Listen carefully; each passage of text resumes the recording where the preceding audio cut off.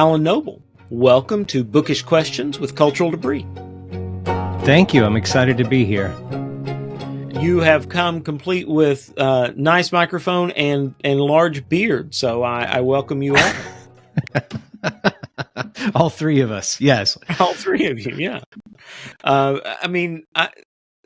Seeing you inspires me. You know, it's getting a little cooler. Maybe I need to go with the beard look. I don't know, but I'll think about it. Yeah, well, this is my daughter, my youngest daughter, wanted to braid my beard during COVID, and so I said, well, I'm going to have to grow it a little bit longer, and then I just haven't stopped growing it. Well, I think you need the braids, and then also like a Viking helmet or something.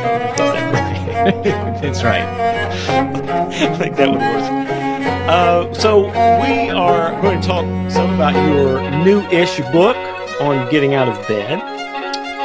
Why is getting out of bed a challenge? Why is that a problem? Life is difficult. This is something I don't think that we talk about or think about enough in the contemporary West, in part because we have all these technologies that save us from problems that are designed to make life easier and easier and easier. We have, millionaires trying to fight off death. We're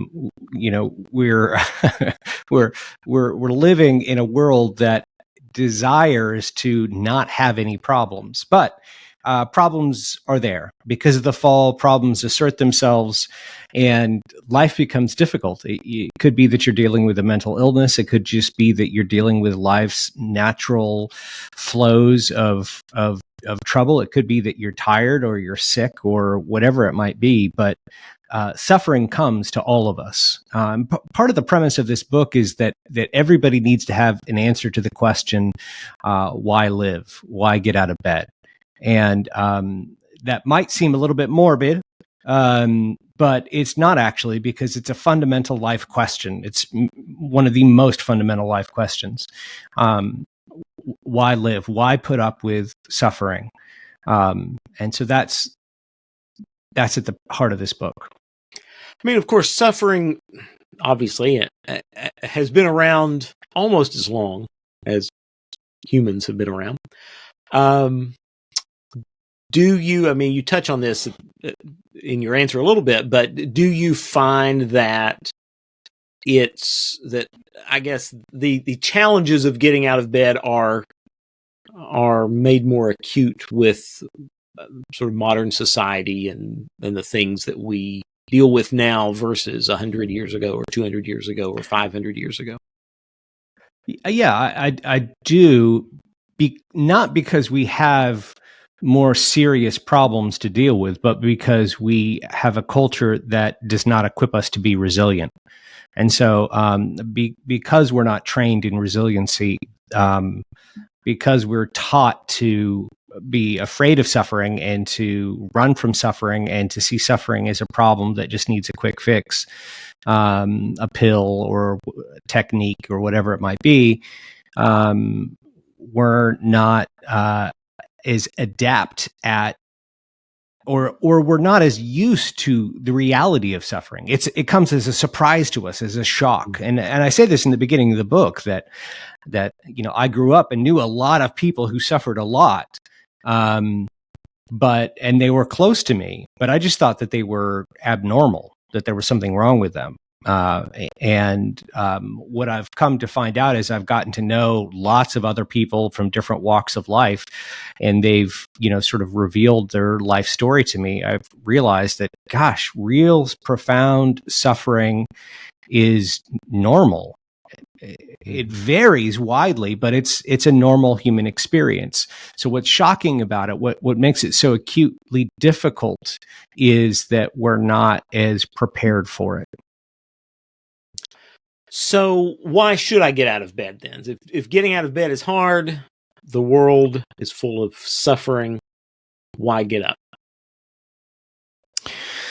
So I think at the heart of my answer is that a loving God created you and sustains you moment by moment, and therefore your existence is fundamentally good even when you don't feel it is good.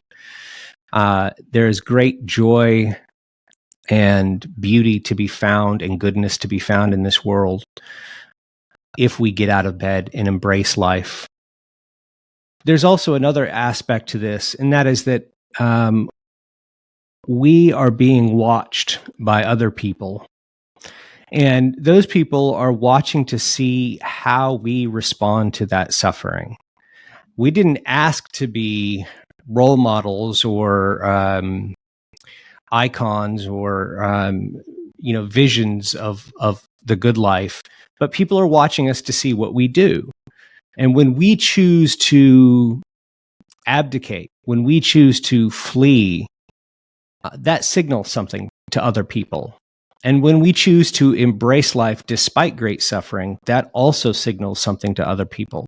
It communicates to them loudly, I argue in the book, that life is worth living despite suffering, that life is fundamentally and in this deep way a good thing.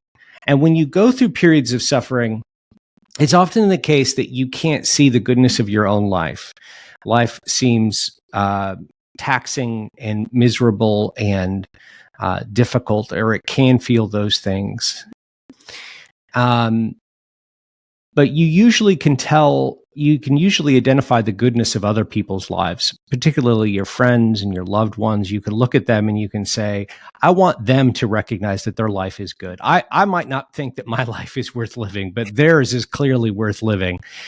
And if you can recognize that, then I think you can recognize the obligation you have to carry on with your life, because those people whom you love are looking to you to see how you will respond to suffering. And so there are these two ways, I think, that I try to emphasize that we look at them. One is that we recognize the fundamental goodness of our own being in the world before a loving God who is sustaining us moment by moment. And the other is as witnesses to other people of the goodness of that life. And with both of these, the goodness of your existence and the goodness of your witness is not dependent upon how you feel, because feelings change from moment to moment, day to day. You can't depend on how you feel, the meaning you feel life has, the purpose you feel life has. You can't let that determine whether you live a rich, meaningful life. You have to choose to embrace that life regardless.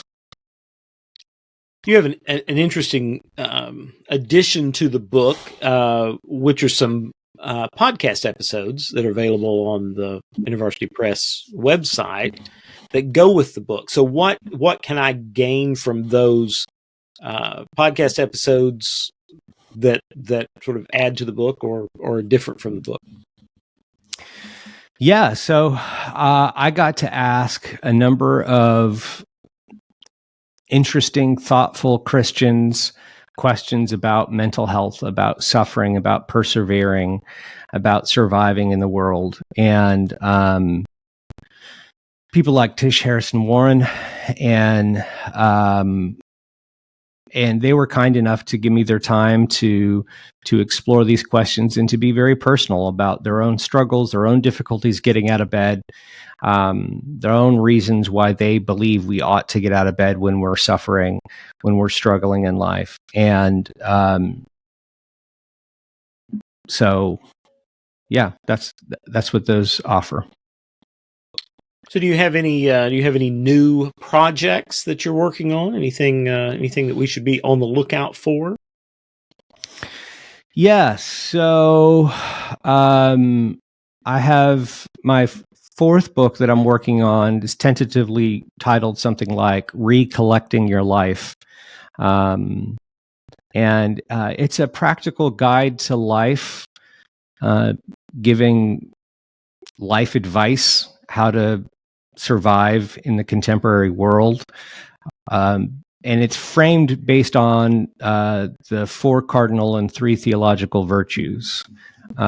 So I'm trying to speak into a moment when a lot of young adults that I'm working with in college feel very lost and confused about what it means to be a man or a woman, to be successful, to be a follower of Christ, to survive in the modern world.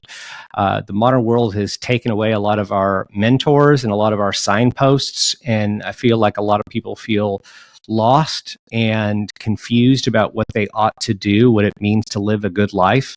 And I think the theological virtues and the cardinal virtues are good guides for that. And so I'm using Joseph Pieper's 2 books on called The Four Cardinal Virtues and Faith, Hope, Love, and as the sort of scholarly backbone. And so he's pulling from Aquinas, and that'll be the scholarship behind it, but it'll be an accessible trade book, something that hopefully you can give to a college student or a high school student, or somebody even in their 30s who feels confused about what it means to live the good life, because we get so many conflicting messages thrown at us from, this is what justice looks like. It looks like social justice, or this is what love is. This is what love demands of you. And so, trying to do a kind of recovery process and get some more solid answers. And the other part of what I'm doing is my first 2 books, Disruptive Witness and You Are Not Your Own, were books of social criticism. And they didn't have a whole lot of practical advice, which is fine. That's just what they were doing as books. But a lot of, as I went around the country giving talks on these, a lot of people were like, well, what am I supposed to do with my phone? Right? That's what I want to know. If this is a disruptive device, what am I supposed to do with my phone? And so I think the virtue of temperance can speak to that a lot. And so, so that's the next project. I'm about 13,000 words in, got quite a bit to go. So where can folks find you online? oalannoble.com,